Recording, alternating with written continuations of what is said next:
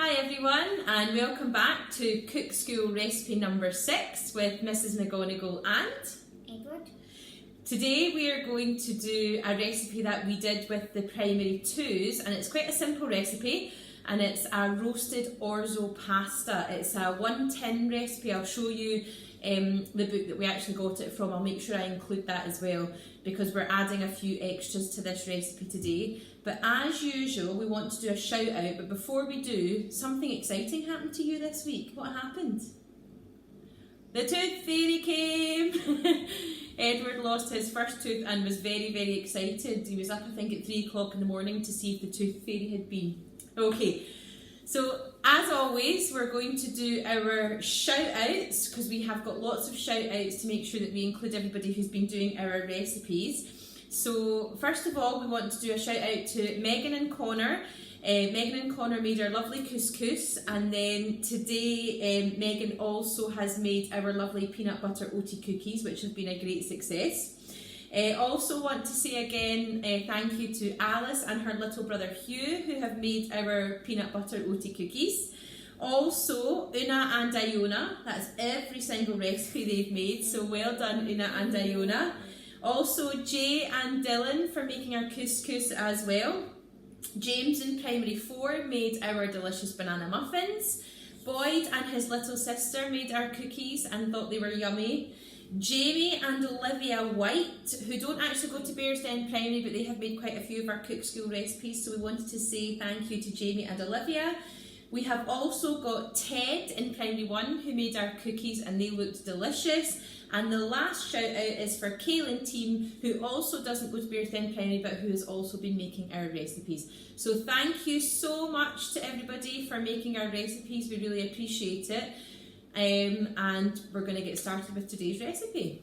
So I just wanted to show you the book that we got our inspiration from today. We're going to be following a recipe from the Green Roasting Tin. It's a very simple recipe that, like I said, I did with the primary 2s, but we're going to add a few more ingredients today that we quite like. Okay, we're nearly set to go. We've got our scales ready to weigh our orzo, but I had just had one more shout out. I had completely forgotten that I had one extra tweet of a photograph, and it was from Morven in primary 5. So thank you very much to Morven, who has also been following our recipes on YouTube. So the first thing we're going to do for our recipe today is to measure out 200 grams of orzo pasta. It doesn't need to be orzo, it's just that orzo works particularly well in this recipe, so it's 200 grams of orzo you need.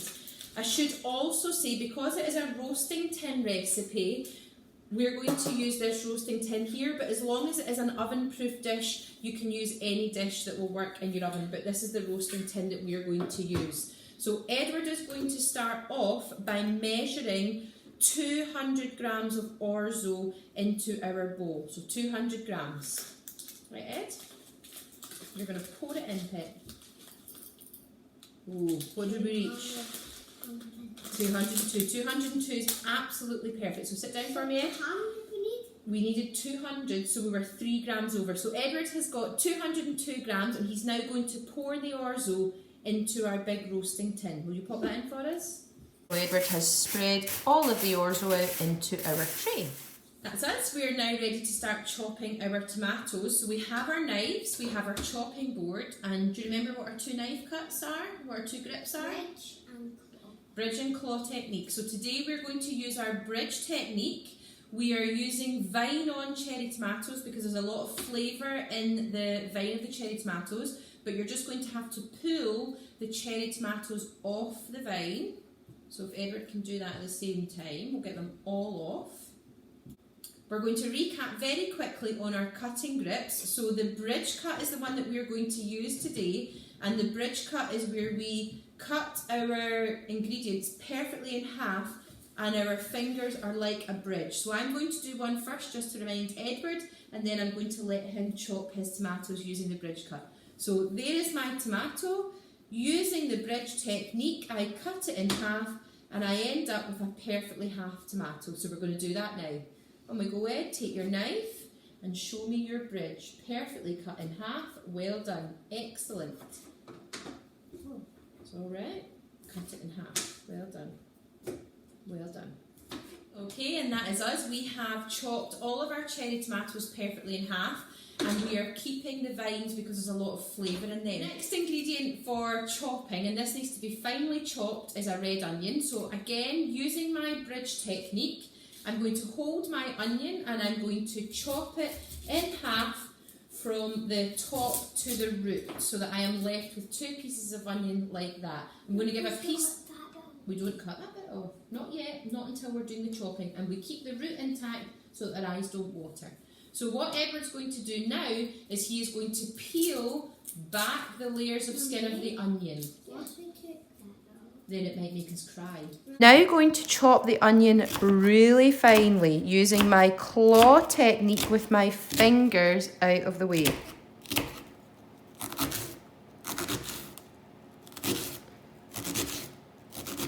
Okay, so we have finely chopped our red onion, and I'm just going to move it all into the little bowl so that I can show you the rest of the ingredients that we're going to add to our roasted orzo.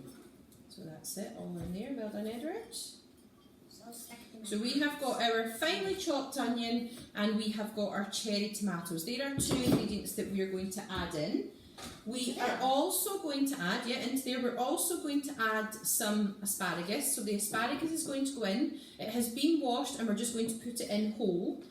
We're also going to add some purple sprouting broccoli. It doesn't need to be purple sprouting broccoli, it's just something that we've got in the fridge and that we like to eat. We also have some fresh basil, which smells lovely. Give it a wee smell. Some fresh basil, which is a really nice herb that we're going to add to the top. We're also going to add a couple of bay leaves. We are going to add, while we've been out on our daily walk, we have managed to find some lovely wild garlic. There's lots of wild garlic down by the river where we stay, so we've managed to forage some wild garlic today. What do they smell like? It smells garlicky, it's lovely.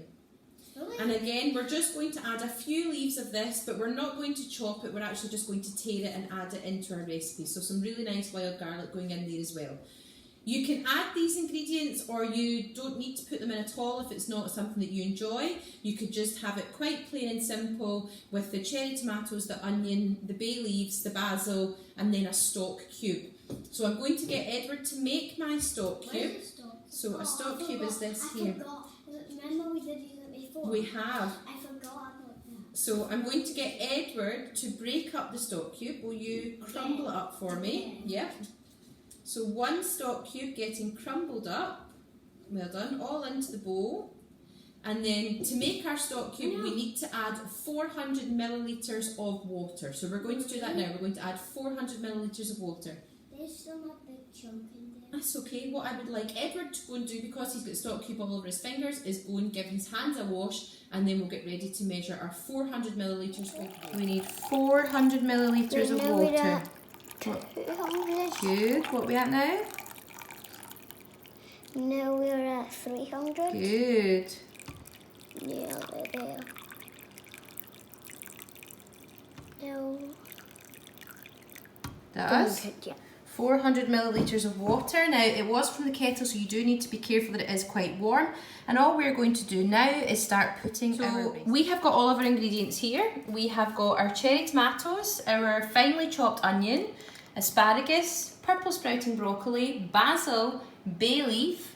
We have got 400 millilitres of stock, and we have still got our vine from the tomatoes, and we have also got some lovely wild garlic that we are going to add in. I should say that we have thoroughly washed our wild garlic, obviously because we foraged it from beside the river. So we're just going to start putting some of the ingredients in now. So Edward's going to break it up. No, we don't break it up. First thing you're going to add, Edward, is the onion. Can you add in the onion? So pop it in. Well done. Excellent. Pop your bowl down. Our onion is in, so I'm just going to get Edward to give it a wee mix around so that all of the ingredients get well mixed. Well done. Excellent. Now the next ingredient, Edward, I want you to add is some asparagus. Could you add the asparagus for me, please? Is it here? That's the asparagus, yeah. Break it up. No, we don't need to break it up. We're just going to put it in whole, pop it all in. That's it.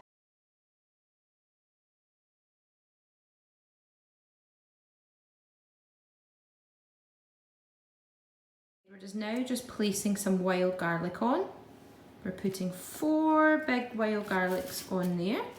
That's it. And the last we're going to add some basil, but what I'm going to get Edward to do now is start putting the cherry tomatoes on. Use what, your fingers? Yeah, you can put them on with your fingers. While he's doing that, I'm just going to put the stems of the vine tomatoes back on.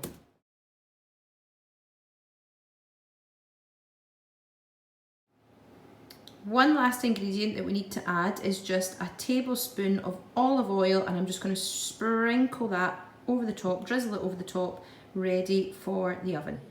So that's us. We've almost got all of our lovely ingredients in our roasting tin. The last thing we're going to add is a bay leaf, and we're just going to pop it straight in. It's all right, don't worry about it. Pop it straight in.